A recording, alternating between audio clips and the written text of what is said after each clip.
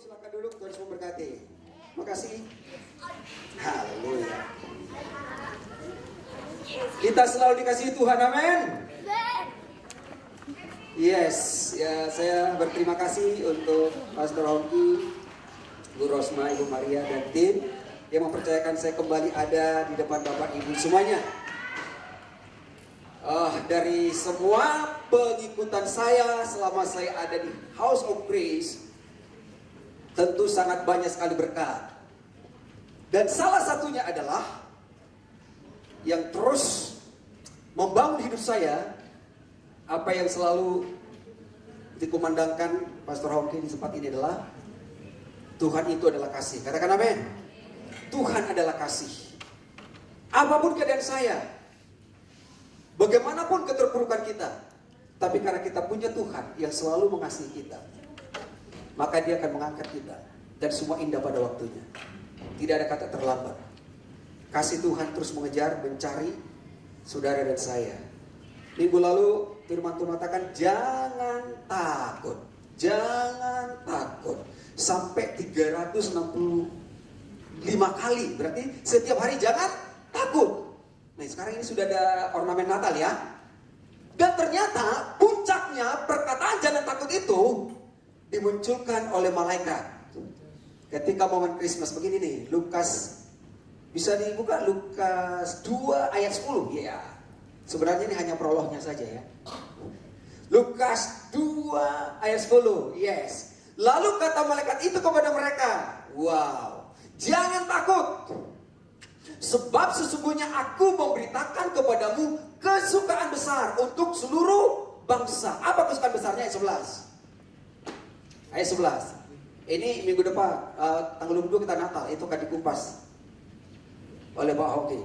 Dikupas setajam silat, ya, sehingga saudara mengalami berkat luar biasa. Hari ini telah lahir bagimu juru selamat, yaitu Kristus Tuhan di kota Daud. Pertama kali rasa takut dialami oleh nenek moyang kita. Siapa namanya? Adam. Kenapa Adam takut? Bukan karena nggak ada uang, saudara. Bukan karena banyaknya kebutuhan Natal, ya. Oh, di tempat-tempat lain sekarang ini saudara mulai gelisah. Ada janji iman, ada ini, soalnya perayaan Natal besar-besaran. Dan ngeluh, saudara. Ini bukan itu yang membuat si Adam takut. Semuanya berkelimpahan. Dia punya, semua menikmati di Taman Eden. Tidak ada kekurangan apa-apa. So, kenapa dia takut? Ketika dosa terjadi, itulah akar ketakutan saudara saya. Jadi, kalau kita masih sering takut, itu adalah bekas-bekas dosa yang belum diselesaikan. Artinya apa? Jangan saudara fokus kepada kegagalan dan dosa itu, tapi fokus kepada kasih Tuhan. Sebab selama kita di dunia ini, ya kadang bisa jatuh, ya. Dan Rasul Yohanes mengatakan, di dalam barang siapa takut, dia tidak sempurna di dalam kasih. Di dalam kasih tidak ada ketakutan. Amin. Jadi biarkan saudara terus dihujani kasih Tuhan sampai saudara tenggelam di dalam kasih Tuhan. Dan di mana saudara temukan itu? Tentunya saudara harus datang di House of Grace. Tepuk tangan dong bagi Tuhan Yesus. Haleluya. Yes. Saya sudah capek saudara. Selama ini melayani dan mendengar, memberitakan dan mendengar. Tapi ya gitu ada, jatuh bangun terus jatuh bangun. Tapi sekarang mulai ya terus rest in Christ. Bukan saya lagi mengerjakan, Dia yang bekerja dalam saya. Tapi kan ada hasilnya kok. Ketika saya khotbah tentang kasih-kasih, nanti Pak Pendeta kalau hanya kasih-kasih doang, ntar jemaat berdosa seenaknya saja. Kalau sudah kasih, saya juga sebenarnya iya ya. Saya renungkan lagi di kamar saudara ya. Tapi setelah saya pelajari lagi, enggak dong. Kalau sudah di dalam kasih, itu sudah perfect. Karena kasih itu tidak melakukan yang tidak adil. Ya, kasih itu tidak melakukan yang tidak sopan. Ya, jadi nggak perlu lagi sebenarnya diajari ABC. Kasih itu udah sempurna, tidak sopan. Misalnya nih, ini kan musim Natal, akhir tahun, banyak sale di mana-mana ya. Sale gitu ya. Sehingga kadang-kadang bukan di sini ya. Kadang-kadang orang pakai baju dari atas makin ke bawah, dari bawah makin ke atas. Diskon 50%. Tapi begitu datang ibadah, tempat duduk sudah penuh, duduk paling depan. Begitu duduk, diskonnya naik jadi 70%. Khotbah pendeta serba salah. Dilihat takut dosa. Enggak dilihat sayang juga Pak.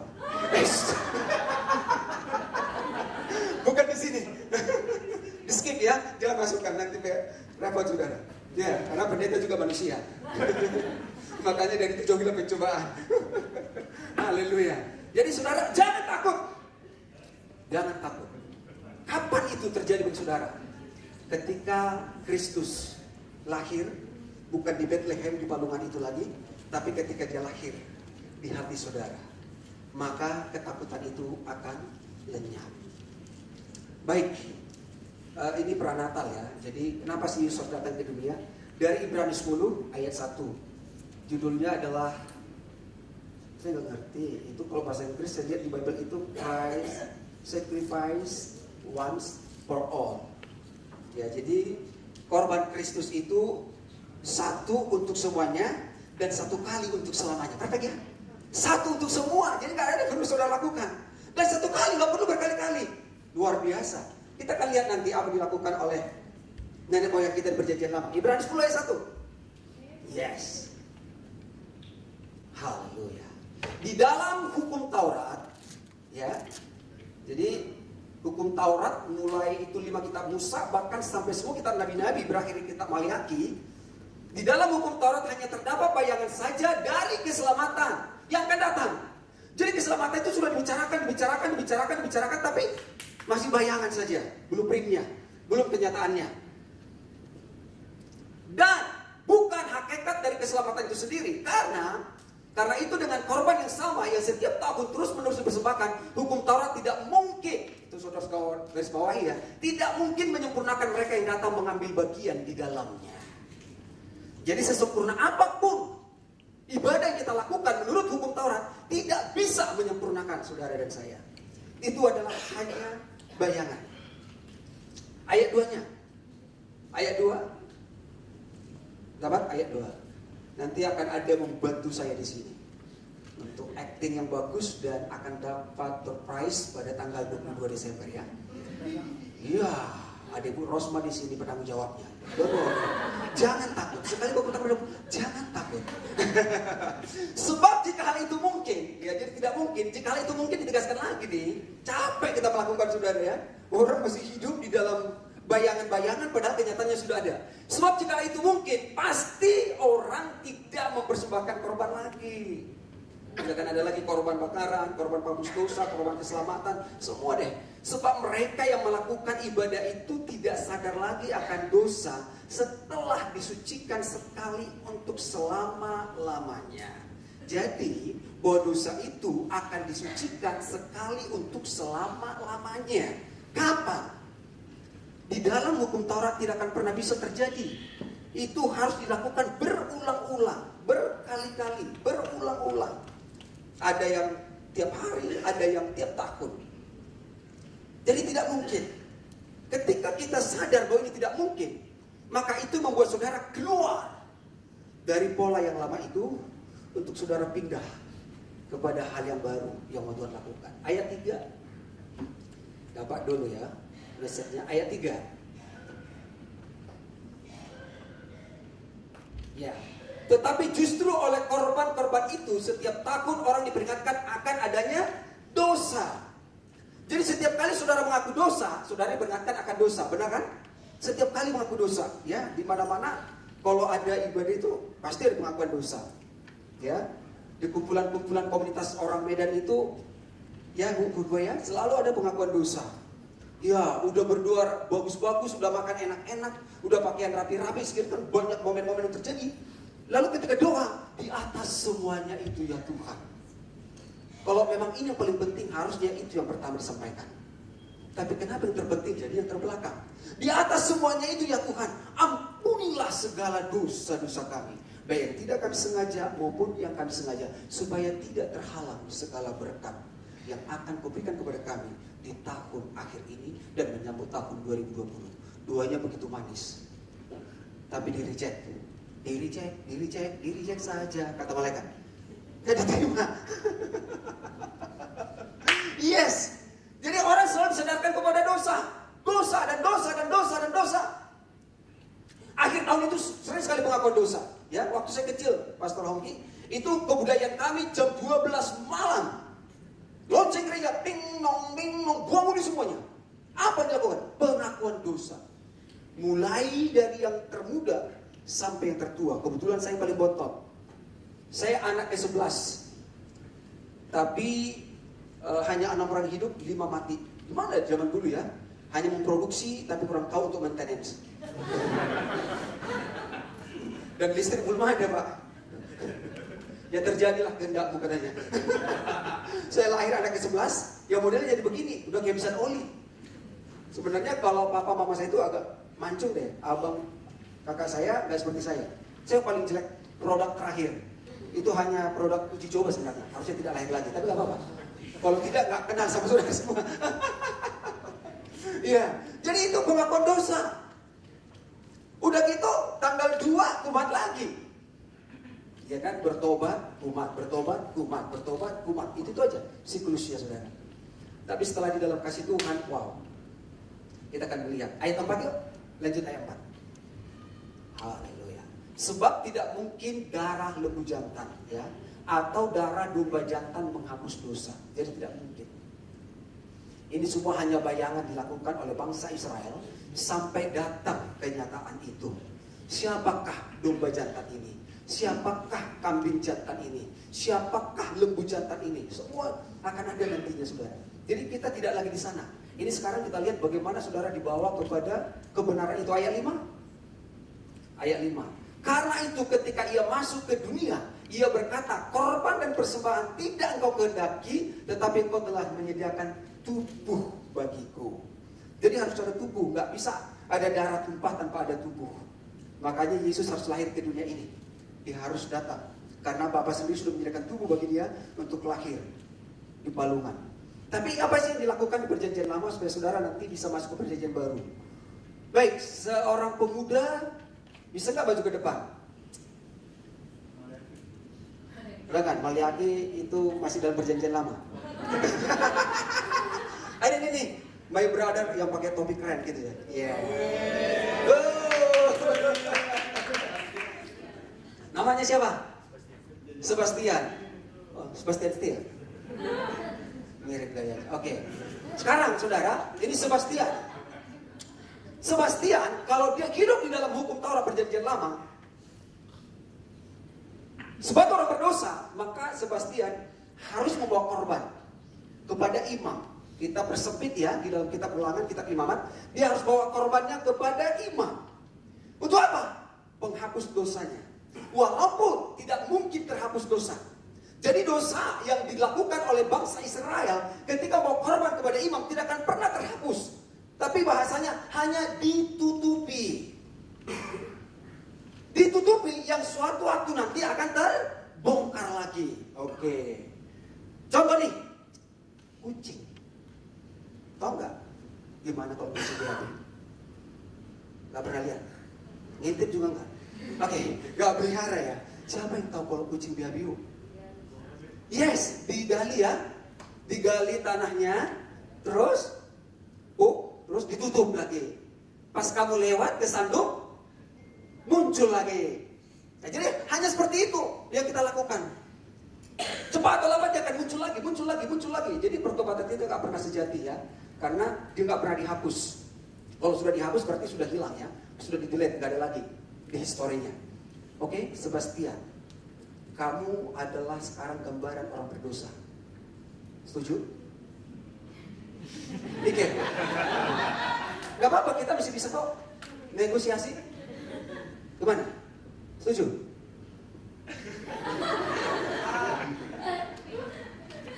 Setuju aja ya? Oke, kamu gambaran orang berdosa. Sekarang kamu butuh korban. Siapa di sini mesti jadi domba yuk?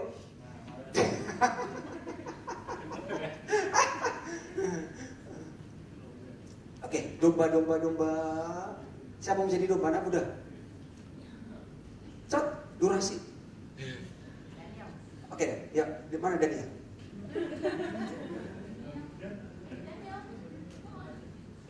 Oke, kamu aja bang, kamu kacamata. Iya, nggak apa-apa. Ini, nggak mau. Oh, saya juga kacamata. Atau, yuk. Iya. Oke. Ini kapan lagi kamu tampil? Ini masuk YouTube loh. Benar kan masuk YouTube ya kan Dewi kan? Masuk. Iya, ini live. Namanya siapa bang? Dionysius. Dio doang. Oke, Dio. Ada doangnya. Oke, sekarang Sebastian ini adalah gambaran orang berdosa. Maka Sebastian harus mempersembahkan korban dan dibawa kepada imam. Dia temukanlah domba. Coba kamu praktek lagi domba langsung. Suaranya gimana? Tes dulu. Oke, dicatat ya, penerima reward pada akhir tahun. Baik, sekarang Sebastian, karena kamu berdosa, kamu harus bawa korban itu kepada imam. Dan nanti imam akan periksa korbanmu. Apa yang akan dilakukan oleh imam? Giring dia dombanya di sini. Saya imamnya. Yuk, tuntun sambil suaranya. Boleh. Oke, kamu nggak usah terlalu begitu bang. Gini aja. Oke, siap ya. Sekarang gini, Bapak Ibu, yang dilakukan oleh para imam-imam itu supaya kita tidak terjebak lebih sana. Siap Dio ya. Sekarang, kalau Sebastian ini udah pasti banyak cacatnya ini. Orang dia berdosa kok. Game online iya. YouTube yang plus iya. Ini hanya contoh ya. Jangan. Jangan, gak ada di sini gosip. Semua hidup dalam kasih. Kasih menutupi banyak pelanggaran. Oke? Semua ini gak peduli apa dosanya. Sekarang imam yang cek apa? Bukan Sebastiannya, tapi korbannya. Maka dombanya harus diperiksa nih. Sampai tidak ada cacat, tidak ada kotoran di kuping. Udah mandi tadi pagi kan? Oke. Udah diperiksa semua sampai baru. Kalau ternyata ini benar-benar tidak ada cacat, jadi korban itu tidak boleh cacat loh. Tidak boleh, harus sempurna menurut kriteria imam pada saat itu. Sekarang ternyata imam mengatakan dia lolos, tidak tereliminasi. Sebelum dia disembelih, maka Sebastian letakkan tanganmu di atas kepalanya. Apa yang terjadi? Sebastian ini semua dosanya ditransfer, bukan lewat BCA. Jangan nanti periksa rekening masing-masing, mutasi rekening jangan. Oke, ditransfer. Jadi dosa Sebastian pindah semua ke korban domba jantan ini. Pindah semuanya, disedot sama dia. Setelah itu baru dombanya disembelih. Darah yang tertumpah. Di end. Dia pulang dengan senang. Yes, Jesus love me. Coba sambil nyanyi kau pulang. Oke, jadi dia udah begitu. Yes, Jesus loves me. Tapi 2 bulan lagi, aku tetap aku. Udah gitu lagi dia. Terus tahun depan datang lagi. Ya begitu-begitu. Hidupnya Sebastian. Kadang-kadang orang Kristen tuh banyak seperti itu. Hanya kristal. Kristen Natal. Loh ya? Di daerah-daerah kalau bulan Desember penuh gereja. Kenapa? Baju baru, sepatu baru, dan lain-lain. Tapi selebihnya itu malas ke gereja. Thank you Sebastian. Dosamu sudah diampuni. Dan jangan berbuat dosa lagi. Belum selesai dia. Laku jadi domba. Oke, kamu jadi domba. Kamu santai aja ya. Jadi saudara, sekarang udah berakhir ya. Saudara tidak di situ lagi. Karena apapun yang saudara kerjakan di dalam perjanjian lama tidak akan bisa menghapus dosa saudara. Mungkin dalam zaman sekarang ini orang-orang Kristen bagaimana tidak bersembahkan korban. Tapi dengan korban persembahannya, dengan ritual ibadahnya, dengan semua yang dilakukan untuk mendapatkan hak penuh menerima pengampunan. Aku harus puasa, harus begini. Bukan salah saudara lakukan itu. Tapi motivasinya untuk apa saudara lakukan? Kalau memang motivasinya untuk mendapatkan perkenanan Tuhan, itulah kita yang keliru. Berfokus pada kekuatan kita yang selalu disampaikan di sini saudara. Tetapi ketika saudara sadar oleh kasih Tuhan, itu akan secara natural mengalir. Toh? Jadi itu akan ada ekspresinya saudara. Kalau saudara sudah sadar dikasihi Tuhan, tidak mungkin dong nyanyi karya terbesar. Pasti ada hati saudara dalam hidupku. Gak mungkin karya terbesar. Nah, apalagi butuhnya dalam hidupku. Gak mungkin. Saudara pasti ada ekspresi walaupun tidak dibuat-buat. Dan ini bukan formula. Tapi itu akan mengalir.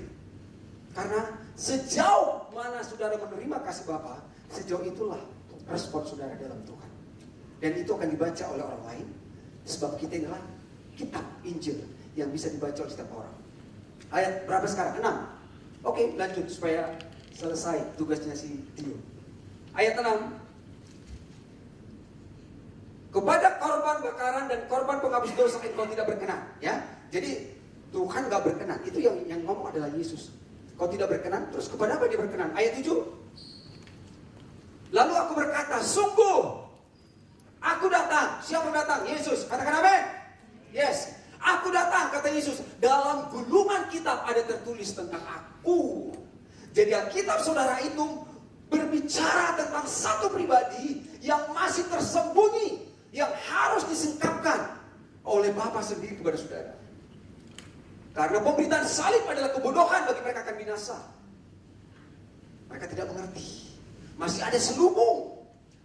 Tidak bisa menerima. Tapi ketika Tuhan sendiri membuka selubung itu dari saudara, sehingga saudara akan melihat bagaimana dia datang dalam kitab gulungan. Tertulis tentang aku. Untuk apa?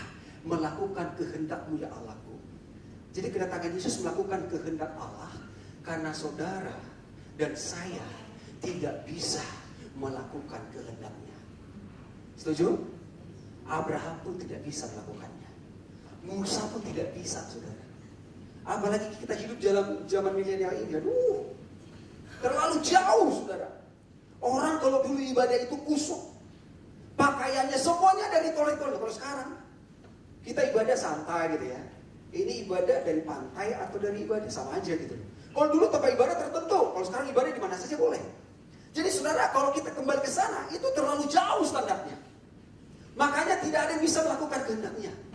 Hanya Yesus yang bisa melakukan kehendak Bapa. Dan ketika Yesus melakukan kehendak Bapa itu udah selesai. Sekarang bagian saudara apa? Kita lihat ayat berikutnya. Ayat berapa sekarang? Di atas dia berkata, korban dan persembahan, korban bakaran dan korban penghapus dosa tidak engkau kehendaki dan engkau tidak berkenan kepadanya. Meskipun Sebastian mempersembahkan menurut hukum Taurat. Artinya sudah sesuai dengan aturannya. Tidak ada yang meleset. Pun demikian, Tuhan tidak kehendaki sebenarnya.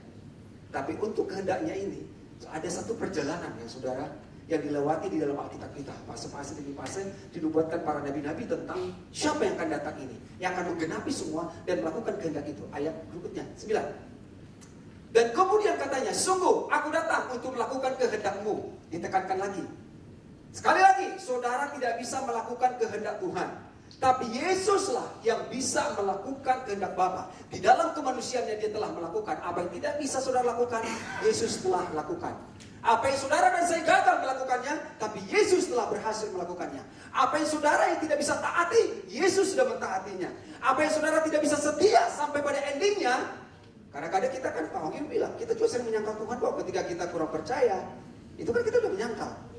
Bukan harus persis seperti cerita Petrus. Ya, sungguh aku datang untuk melakukan kehendak-Mu. Yang pertama ia hapuskan. Yang pertama ia hapuskan. Jadi Sebastian, kamu gak perlu lagi bawa cari kambing di hari raya kurban ya. Yang pertama sudah dihapuskan. Berarti saudara tidak lagi melakukannya. Katakan amin. Tidak lagi ya. Sudah dihapuskan. Yang menghapuskan siapa? Bukan gereja, bukan pendeta. Tuhan sendiri. Supaya apa? Menegakkan yang kedua. Kita akan masuk yang kedua. Apa yang kedua? Ayat 10.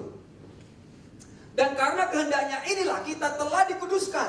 Wow. Satu kali untuk selama-lamanya. Oleh persembahan tubuh Kristus. Jadi korban domba jantan dan pengakuan dosa saudara di dalam doa. Sabar ya Dio. Pengakuan dosa saudara semanis apapun, seputis apapun doamu, sekusut apapun kita lakukan, tidak akan pernah bisa menghapuskan itu sobat. Hanya korban Kristus. Tinggal sekarang bagaimana saudara saya menghargai korban Kristus itu. Bagaimana saudara menerima korban Kristus itu. Bagaimana saudara mengalami dan menghidupi korban Kristus itu. Sehingga kehidupan saudara membawa keharuman korban Kristus dimanapun saudara berada. Inilah saudara saya. Sebagai mempelai yang sudah dipertunangkan, kata Paulus. Sebagai perawan suci. Untuk menyongsong mempelai pria sorga. Baik. Sekarang Dio, kamu berubah. Bukan lagi domba. Tapi engkau adalah the Lamb of God. Yohanes 1:29. Lihatlah anak domba Allah yang menghapus dosa dunia. Jadi sekarang kamu naik peringkat ya. Tadi kamu domba di perjanjian lama. Kamu masuk perjanjian baru. Sekarang kamu adalah the Lamb of God. Kamu adalah gambaran Yesus Kristus. Udah? Kamu gak perlu diperiksa. Karena kamu sendiri adalah imam besar itu. kamu perfect sejak datang ke dunia ini, karena Bapa sendiri yang menyediakan tubuh, dan sampai kamu mentaati segalanya di dalam Filipi pasal 2, taat sampai mati di kayu salib. Dan dalam 2 Korintus 5:21, dia yang tidak mengenal dosa, ya. Jadi dia yang tidak mengenal dosa, sekarang dia ada gambaran Yesus, biar gampang. Dia yang tidak mengenal dosa dijadikan dosa. Jadi dia tidak mengenal dosa. Jangankan berbuat dosa, mengenal pun tidak. Tapi dia dijadikan dosa supaya saudara dan saya tidak dihukum. Oke? Jadi sekarang Yesus harus menerima semua dosa itu. Yesus tidak bisa mati, dan dia punya pilihan untuk tidak mati. Dia mati bukan karena apa-apa, tapi dia mati karena memang dia sendiri yang menyerahkan nyawanya. Baca nanti di dalam Injil Yohanes ya. Kalau dia nggak nyerahin, nggak mati-mati kok. Jadi kalau orang bilang, kok bisa Tuhan orang Kristen mati? No. Dia mati karena kerelaannya untuk kamu sendiri yang bertanya itu. Supaya kamu tidak mati dalam kebinasaan. Jadi dia mati, jawabannya adalah karena aku, bukan karena dia. Ada amin? Yesus mati karena saudara dan saya, karena dunia ini. Kesukaan besar bagi dunia. Jadi Yesus menerima semua itu. Bahkan ketika di Taman Getsemani itu sudah berdoa kok. Kalau boleh lalukan cawan ini. Di cawan itu saudara kelihatan dosa kita, pemberontakan kita, kenajisan kita, semuanya.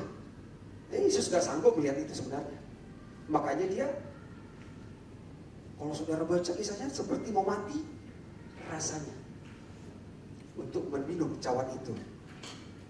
Baik, apalagi yang ditanggung Yesus? Yang dicambuk supaya oleh belut-belutnya kita disembuhkan.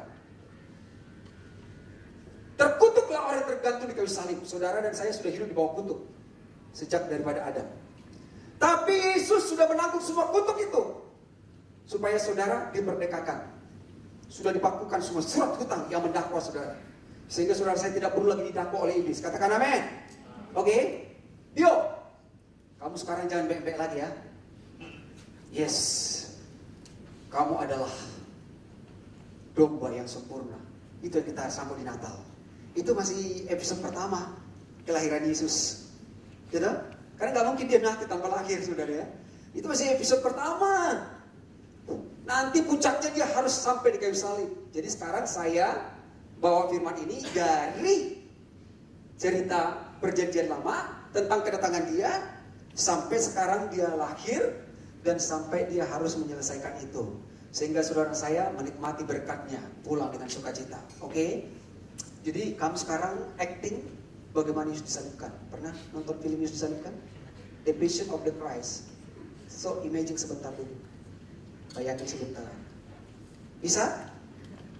Acting harus bagus ya. Tergantung itu honormu hari ini, turun atau tidak. Langsung disalib? Oh jangan. Kamu disiksa dulu, ngapain disalib langsung? Enak aja. Tos dulu. Oke, saudara, Yesus, saya tidak perlu ceritakan semua karena saudara sudah paham. Hanya bagaimana saudara memahami selama ini diberitakan di tempat ini tentang kasih. Makanya status saya di mana-mana, God is love, God is good, God is love, God is good. Kalau udah Tuhan kasih pasti dia baik, Tuhan kasih pasti dia baik, Tuhan kasih. Saya selalu berusaha mencari kebaikan Tuhan dengan bahasa roh. Saya bisa 1 jam 1 hari dulu. Terus berdoa, saya baca Alkitab dimanapun. Jadi di gereja saya itu harus baca Alkitab dari Kejadian sampai Wahyu, belasan kali saya baca, saudara. Mau dimanapun di perjalanan, kalau tidak itu nanti rasa takut gitu ya, belum pas apa yang saya lakukan. Tapi tidak dihidupi. Sekarang ya saya dengar sedikit bisa dihidupi gitu, bisa pulang. Walaupun pulang dari sini cuma bawa motor, macet, tapi bisa menikmati kasih Bapa. Ya, udah macet panas-panas, gerimis lagi. Kasih dari surga memenuhi hati ini. Kadang-kadang kan ada menyebalkan saudara. Ada membuat kita sakit hati, tapi di situ saya beraksi. Saya tidak ada formula, tapi nggak mungkin ketika saudara dikhianati, ketika saudara disinggung, apakah saudara langsung, aku mengasihi, belum tentu. So apa saudara lakukan? Ya itu bagi saya. Tidak perlu saudara interpretasi. Saya kasih dari Yesus mengalir di hatiku, membuat damai di hidupku. Biasanya ibu-ibu lebih susah melupakan. Istri saya bilang, tapi kenapa dia bilang begini? Itu kan begini. Udah kasih dari surga memenuhi hati ini. Akhirnya bisa loh saudara. Benar. Jadi gak perjuangan saya lagi untuk mengasihi, untuk mengampuni. Saya izinkan kasih itu bekerja. Udah, hidup ini enjoy. Jadi saudara gak perlu sampai berkerut memikirkan, aduh Pak susah aku mengampuni, kenapa? Melihat wajahnya saja saya sudah mau muntah. Masa sih? Tapi itu tong sampah di depan rumah ibu gak pernah mau muntah. Padahal wajah yang dibenci itu sangat cantik loh. Nah itu dia. Jadi bukan hanya ibu-ibu, ya, jangan disimpan. Karena kalau sudah luka di sini susah disembuhkan. Ya. Jadi lupakan, pakai kasih Tuhan, itu bisa mengasihi saudara. Siap ya? Baik, sekarang begini, actingnya adalah supaya benar-benar perfect daripada ending khotbah ini. Pak Dio, kamu sekarang salurkan tangannya tentang. Oke, boleh, up to you. Senyum ya. Ini adalah Yesus disalibkan zaman now. Oke, ekspresimu. Oke. Ketika dia disalibkan, saudara, apa yang terjadi? Semua dosa saudara masuk kepada dia. Semua dosa dunia, benar? Udah ya, itu pertama. Kedua, semua sakit penyakit dan penderitaan kita, penyakit apapun, stadium apapun yang tidak mungkin bisa disembuhkan oleh dokter, itu semua sudah ditanggung oleh Yesus. Sehingga oleh beliau-beliaunya kamu telah sembuh. Dia rela miskin supaya kamu jadi kaya. Dia datang supaya kamu punya hidup punya segala kepala. Terus apa lagi? Semua kutuk, nenek moyang, penyakit keturunan, apa segala macam, berak jodoh katanya. Ada loh begitu? Sebentar, kecapean. Berak jodoh. Ibu-ibu datang sama pendeta, Pak Pendeta, doakanlah anakku. Kenapa? Berak jodoh. Kenapa berak jodoh? Katanya kalau anak gadis itu tidak boleh duduk-duduk kalau malam Jumat di teras rumah. Tapi kebiasaan putrinya suka begitu. Sehingga pemahamannya berak jodoh. Ya udah, nanti aku datang ke rumah ibu untuk mendoakan. Sampai mau didoakan anaknya. Bu, mana putrinya? Ini Pak. Oh ibu, ini bukan berak jodoh. Ini benar-benar berat badannya katanya. Supaya saya terlantikan. Jadi semuanya tidak ada lagi yang berat-berat jodoh, amin. Kalau belum ketemu, tunggu waktunya, amin. Kalau lama saudara menunggu, itu untuk menunggu yang terbaik, ya. Tidak apa-apa. Pokoknya sekarang saudara gak ditakutkan deh soal jodoh, soal anak, soal usaha, soal apa. Udah serahkan semua sama Tuhan. Saudara berserah dan Tuhan akan mengerjakan itu semuanya bagi saudara. Baik, sekarang gini, ketika saya katakan semua dosa dunia, gitu ya. Jadi ini kan ketika Yesus, emang Yesus waktu disalibkan santai? Tidak dong. Katakan dalam kitab Yesaya itu rupanya buruk, tidak dipandang lagi. Waduh, kesakitan yang begitu menyakitkan, nggak bisa dibuat adegannya dalam film apapun, saudara. Itu dalam Yesus. Jadi ini hanya memudahkan saudara untuk melihat pengorbanan Kristus, sehingga saudara ini tidak lagi ada hal-hal yang lain yang harus pikirkan. Oh yes, Yesus sudah melakukan satu untuk semuanya dan satu kali untuk selamanya. Sekarang saya tinggal menerima deh apa yang sudah diberikan Tuhan kepada saya. Dengan kasih Tuhan, dengan persekutuan saudara, hubungan saudara dengan Tuhan itu semakin nanti besar, semakin besar, semakin besar, semakin besar. Akhirnya lama-lama kita sempurna di dalam kasih itu. Oke? Jadi saya bilang begini, coba. Ketika saya katakan dosa semua manusia ini, saya lempar ke dia. Pas saya lempar itu, saudara ngomongin begini, masuk. Ketika masuk, kamu ekspresi dong. Ketika dosa masuk, ya. Ini hanya contoh, jangan salah tafsirkan ya. Oke, kita coba dulu ya latihan ya. Semua dosa manusia. Udah. Ketika masuk jangan ketawa. Ketika masuk, udah ya. Nanti semua penyakit masuk ya. Jadi saudara ini. Jadi dosa-dosa saudara yang mungkin saudara masih didakwa lagi oleh si iblis itu siang dan malam. Ingat kalau dosa itu sudah pindah, itu maksud saya. Ada men? Semua penyakit saudara, asam urat, asam apa lagi? Asam lambung. Makanya jangan makan bakso urat. Semua penyakit kita sudah masuk, semua kegagalan kita sudah ada di dalam dia. Jadi saudara harus melepaskan dari diri saudara, itu maksud saya. Sampai saudara tangkap. Ready? Oke ya, actingnya. 1, 2, 3. Semua dosa manusia. Ada teriakannya, gitu ya. Kedua ya, ini penyakit kan butuh cabut ya. Ini harus lolos kamu. Siapa tahu ada di sini yang menjadi tulang rusukmu. Oke? Semua sakit penyakit manusia. Gitu. Mana sakitnya? Iya. Oke. Terakhir ya, terakhir ini. Semua kutuk dan kegagalan kita. Yes. sekarang kamu teriak ya. It is finished. Di situ ketika akan selesai, kita tepuk tangan bagi dia. 1, 2, 3, go. Yes. Teriak, sudah selesai, come on. It is finished.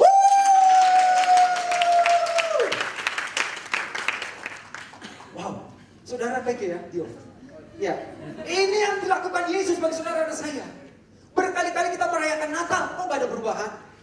Berkali-kali merayakan Paskah, kok gak ada perubahan, saudara? Yang ada cuma cari telur dan telur dan telur lagi. Kalau Natal identik baju ceria, merah, hijau. Kalau Paskah baju identiknya warna hitam. Ya, bukan di situ, saudara. Sekarang kita udah tangkap nih. Message-nya apa? Bahwa Kristus korbannya adalah satu untuk semuanya. Tidak ada lagi yang perlu saudara korbankan. Katakan amin. Dan satu kali untuk selama-lamanya. Makanya saudara berbahagia, House of Grace. Karena kita selalu dikasih oleh Tuhan. Tidak ada yang bisa saudara lakukan. Hanya Dia melakukannya bagi kita. Keluar dari sana, dari zaman Musa, saudara pindah kepada kasih Tuhan itu. Ayat berapa sekarang? Ayat 11. Selanjutnya setiap imam melakukan tiap-tiap hari pelayanan dan berulang-ulang mempersembahkan korban yang sama sekali tidak dapat menghapus dosa. Wow, berkali-kali tidak bisa menghapus dosa. Ayat 12 kita lihat lagi. Dan saudara sudah keluar dari sana, jangan kembali ke ritual itu lagi, sobat. Tetapi ia setelah mempersembahkan hanya satu korban saja karena dosa. Siapa ya? Yesus. Sekarang dia duduk untuk selama-lamanya di sebelah kanan Allah. Sampai kembali dia datang menjemput saudara. Ayat 13. Dan sekarang ia hanya menantikan saatnya di mana musuh-musuhnya akan dijadikan tumpuan kakinya. Iblis sudah di bawah tumpuan kaki saudara. Iblis bukanlah musuh yang perlu diperhitungkan bagi saudara dan saya. Melihat saudara saja, iblis sudah lari terbirit-birit. Amin. Yes. Kalau dia coba ketok pintu saudara, begitu saudara buka, maaf Tuhan, saya salah alamat. Dia akan kembali ke rumah tetangga saudara yang belum lahir baru. Saya beberapa waktu lalu mengikuti persekutuan merasa pelayanan. Waduh, capek saudara. Oh, di sana sudah ada. Matanya melihat dari sudut sana. Begitu matanya melihat dari sudut sana, semua diarahkan. Mari kita usir dari sana. Dalam nama Yesus, keluar. Udah datang ular naga dari pintu belakang. Saya mau langsung, ya saya juga harus bijaksana. Karena kalau saya langsung frontal, nanti saya nggak bisa masuk dalam berita itu. Tapi kalau saya pelan-pelan, saya nanti selain saya ada di GB sudah di Harapan Indah. Saya awalnya saya bilang, saya tegas ya, mohon maaf, saya harus dapat benar pada saudara. Inilah faktanya bahwa Tuhan mengasihi saudara, selalu dikasih. Tidak peduli kau jatuh bangun, tapi Tuhan mengasihimu. Ya udahlah, kalau hanya sekali nggak apa-apa. Ternyata saya tiap bulan dijadwal saudara. Ya udah, berarti sudah mulai masuk resepnya Pak Hongki kepada mereka. Jadi ini, akhirnya saya gak mau lagi memberitakan yang lain. Betul-betul hanya kasih Tuhan. Dan kasih Tuhan. Dan kasih itu pasti menang atas segala-galanya. Ayat berikutnya. Haleluya. Sebab oleh satu korban saja ia telah menyempurnakan itu selama-lamanya. Mereka yang dikuduskan. Sudah disempurnakan. Tidak ada yang sudah lakukan. Sempurna. Sudah sempurnakan. Saudara tidak bisa menyempurnakan dengan korban, dengan perbuatan, dengan ibadah, dengan amal, dengan apapun. Tidak ada. Tapi semua orang melakukan. Orang agamawi melakukan. Supaya sempurna. Supaya kepadamu dikarenakan hak penuh. Lucu dulu. Sebab Tuhan pernah bilang gitu Pastor Angki. Jadi kamu masuk surga itu harus dikarenakan hak penuh. So, supaya hak penuh dikarenakan kamu harus mengerjakan A, B, C, D. Kalau tidak seperti seperti orang melamar pegawai negeri. Ya, jadi babak pertama sudah lolos nih. Yang selanjutnya penyisihan. Itu prestasi sendiri. Kedua, kamu bisa gagal lagi ke surga wae. Seperti orang masuk polisi. Sudah lolos dari setiap daerah. Sampai ke Jakarta itu ada tes terakhir. Ya Pak Daniel ya. Itu pantohir. Bisa gagal lagi, saya bilang gitu. Makanya sekarang ini adalah beban saya dengan kasih Tuhan. Ya saya harus beritakan lagi ke mana-mana. Jadi omongan saya cabut lagi, bro. Saya dulu salah. Ya gak apa-apa, dibagus jujur ya. Daripada kita harus berpura-pura sudah hebat, udah dirapi, bukan sudah ya. Ayat berikutnya. Dan tentang hal itu Roh Kudus juga memberi kesaksian kepada kita. Yes. Jadi sekarang, jadi gimana Pak Pendeta? Bagaimana kita tahu kalau kita sudah lahir baru? Ya ada Roh Kudus kesaksian. Jadi Pak Obe yakin udah lahir baru? Ya saya yakin lah. Ya benar. Iya. Gak percaya? Ya udah, belah dadaku. Iyalah di sana ada Yesus. Jadi saudara, ini ada keyakinan sendiri. Roh Kudus memberikan kesaksian bagi kita. Ayat berikutnya.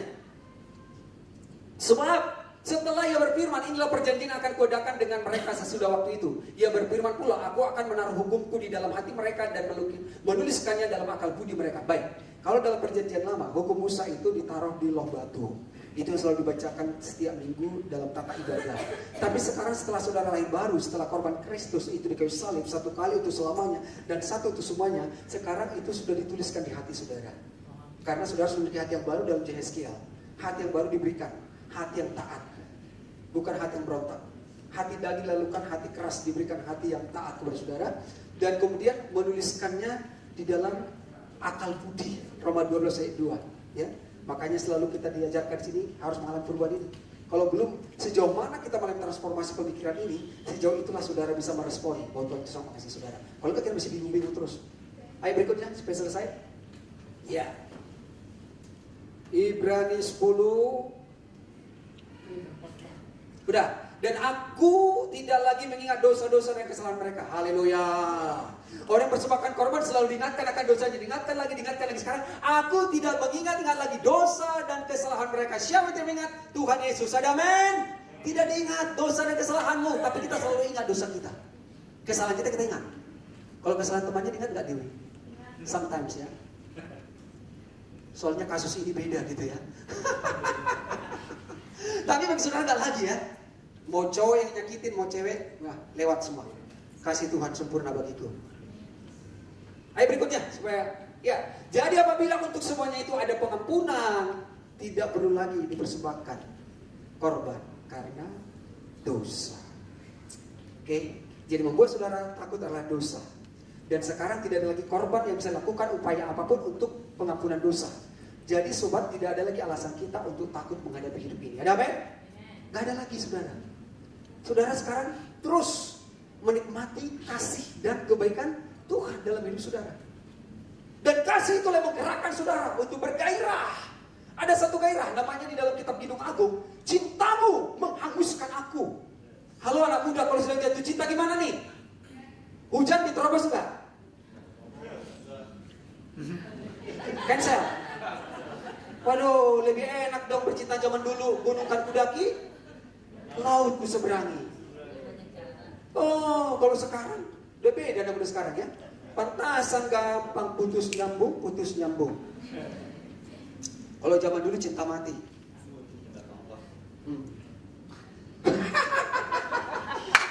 Haleluya. Ini maksudnya saudara, kalau ini sudah mengalami kasih Tuhan, saudara tidak bisa jauh dari dia. Ini nih, zaman saya. Waktu SMA, saya SMA itu tamat 86. Jadi kan menyatakan cinta itu masih malu-malu. Paling nulis pakai kertas surat. Ada warna pink, ada warna biru. Tergantung level percintaannya. Jadi gini, karena saya saudara tinggal di rumah keluarga saya, itu pasti jalan raya, jalan utama. Dan kita warung kopi sama kalau orang mata itu lampu tuak. Ya. Jadi saya dari SMP sampai SMA jaga itu loh, warung tuak. Saya nggak pernah bisa belajar tiap malam. Karena apa? Udah jalan utama, masih main gitar terus gitu ya.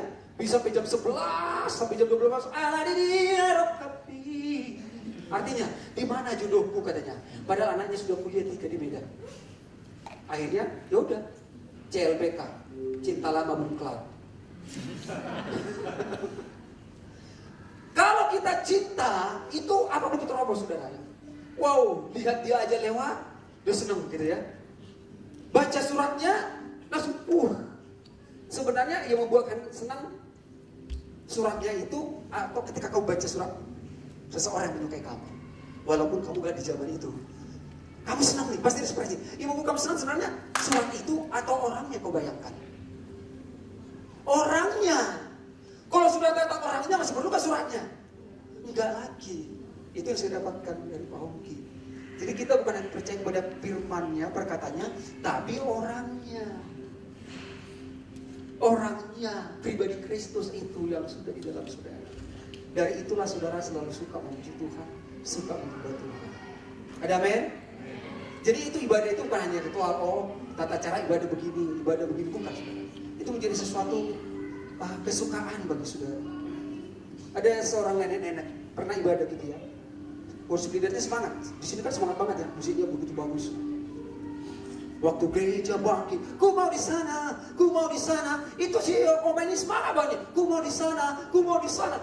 Bayangannya, aku nanti ke di surga. Kita mendengarkan firman Tuhan, saudara. Mari kita ikat tujuan kita. Ku ingin tetap di sini, menikmati baitmu. Siapa langsung bingung? Yang benar mana sih? Di sana atau di sini? Sehingga khotbahnya gak konsen lagi dia. Dia penasaran, aku akan tanya sama pendeta, aku akan tanya sama pendeta. Begitu pulang ibadah, dicari pendeta. Pak pendeta, tadi yang benar mana? Oh sebenarnya nyanyi di sana di sini, yang benar di satu di sini. Waduh, untuk Pak pendeta punya ide. Udahlah Oma, tenang aja. Nanti saya akan ciptakan lagu di sana dan di sini sama saja. Uji apa kamu? F. Jadi saudara, saya simpulkan. Pengorbanan Kristus itu adalah untuk semuanya.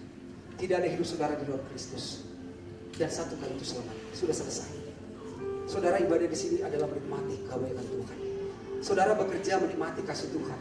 Saudara melayani menikmati kasih Tuhan. Tidak ada yang lain. Menyalurkan kasih Bapa dalam hidup saudara. Di momen Natal ini kita nikmati semua kebaikan Tuhan. Terima kasih Tuhan. Saya sudah keluar dari agamawi. Saya sudah keluar dari hukum Taurat. Dan saya sekarang hidup di dalam kasih Bapa yang selalu mengasihi saya dan selalu menyayangi saya. Terima kasih Bapa, terima kasih Yesus. Inilah kami anak-anak-Mu. Mari kita bangkit berdiri, kita nikmati terus hadirat Tuhan. Saudara berkata-kata kepada Tuhan, nikmati Dia. Bahwa Tuhan mengasihi saudara, bahwa Tuhan mencintai saudara. Apapun keadaan saat ini, Dia akan mengubah segalanya. Seperti air tawar diubah menjadi air anggur yang manis. Seperti Ayub di dalam kebodohannya, tapi dia dipulihkan di dalam kemuliaan Tuhan. Karena kasih Bapa begitu sempurna bagi saudara.